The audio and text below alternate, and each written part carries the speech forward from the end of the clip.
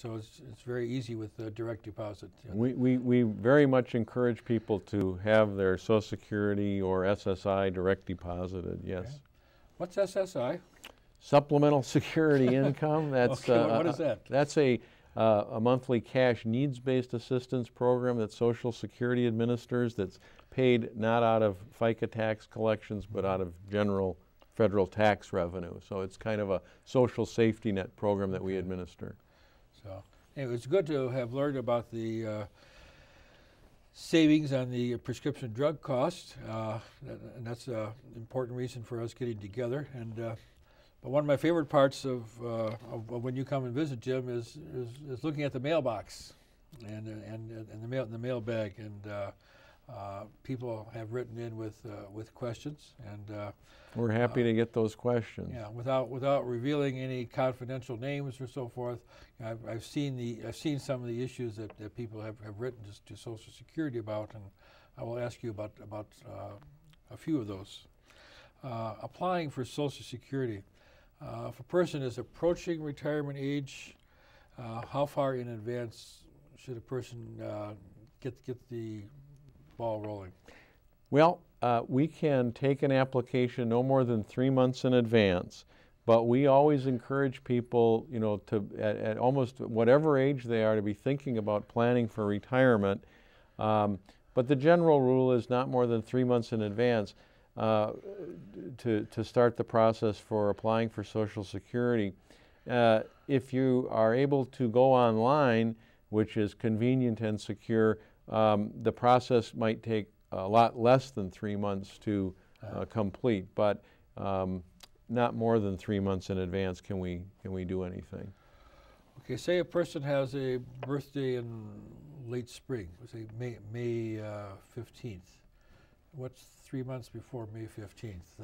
March, April, May. So let's see, March. April, March, February. So somewhere around, mid-February. Yeah. Okay. Or later. So if a person is gone in mid-February, a person has retired but is not, just shortly before turning age 65 or even 62, depending on what the person chooses. What if the person is in Florida or Arizona or Texas or someplace that could be a tad warmer than Minnesota? Yeah, that wouldn't be hard to find someplace warmer. Well, they would have the option. They certainly could call our national 800 number and apply from wherever they are, or they could go online, or they could even visit a Social Security office and do the process. Okay, so because it is a federal program, that's not bound by states. Right. And people would tell us what their permanent, mailing address is, and that would be, we would consider that kind of like their home office, for Social Security, wherever their permanent mailing address is. But yeah, like you said, it's a federal program. A person can theoretically do business from anywhere. So that's different than the U.S. Census, which comes up on April 1st. We have done a program on the census. Oh. And people may be watching this before April 1st or after April 1st, depending on their location. Oh, I see. And okay. If, this program is repeated from time to time.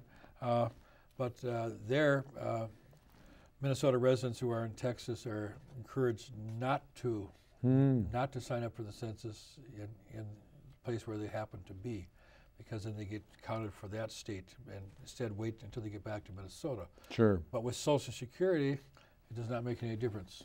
So if you are gone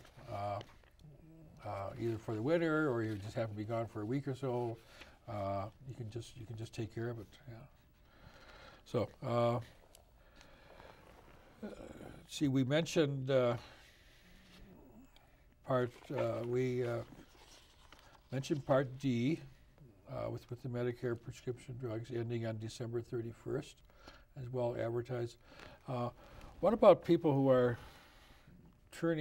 maybe turned age 65 and for some reason didn't quite make that, didn't get around to doing it? What happens to that person? Well, if somebody, just so the viewers know, regardless of what a person's full retirement age is, which is determined by the year they were born, could be age 65 or age 66 or 66 and 2 months.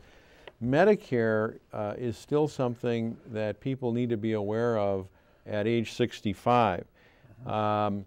And if a person didn't get into Medicare at age 65 for some reason, and they needed to get in later, they might get what they call a special Medicare enrollment period if they were working and they had group health coverage at 65 and beyond. But if they didn't have that special enrollment period, a person can still get into Medicare in the first 3 months of each calendar year.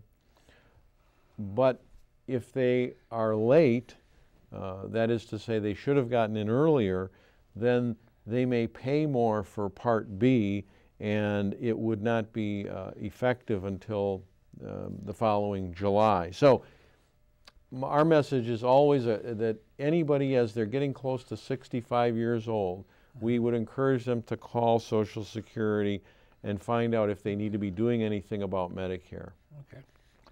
Another subject that people write about is disability. So if a person is already on disability before age 65, as can happen, what happens to the monthly benefits when a person turns age 65?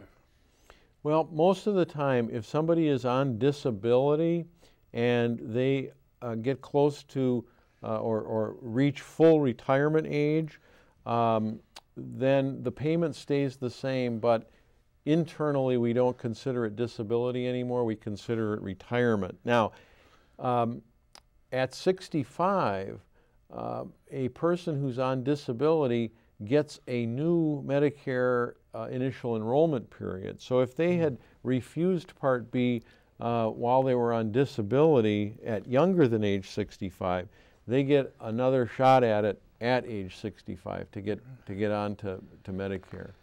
Does a person have to take some active steps in order to make that change? Well, again, if they're on disability, anybody who's been on Social Security disability for 24 consecutive months can already have Medicare A and B and even Part D. And so when they got to be 65, if nothing had changed, they wouldn't have to do anything. Okay. But if somebody had refused Part B earlier on because, let's say, they were covered under their spouse's health insurance, and now that went away, they could get back into Medicare at 65 during a new initial enrollment period with no penalty. Okay. Another question that tugged at my heart a little bit. Parents of an autistic child wrote in, and in this situation, both parents were working, but they have all kinds of costs dealing with raising the autistic child. Is there any type of extra benefit, extra help that's available?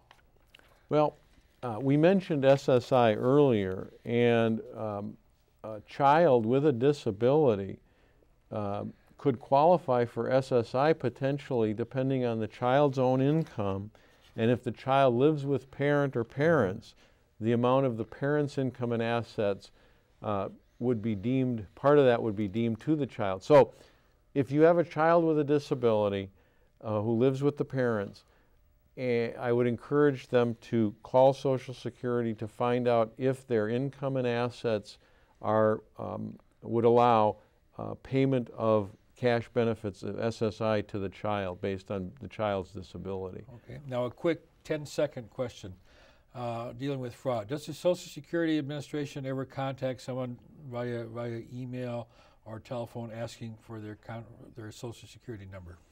No, consumers should be aware that Social Security would never ask for someone's Social Security number over the internet. There are scams out there. There are scams out there. You can read about it. Be careful. You can read about it in the Silver Scam written by Ed Rapp of our program in our Go for Retiree newsletter. So, Jim, our award-winning director, Our award-winning director, Roger Carlson, is signaling me that we just have a short period of time. And thank you, Jim, for coming out, and to the Social Security Administration, and for telling us about how it's easier than ever to save on your prescription drug costs. Extra help is available. Thanks also to our production crew, Larry Chadwick and Ed Rapp, and most importantly, thanks to you, our viewers, for watching Voices of Experience.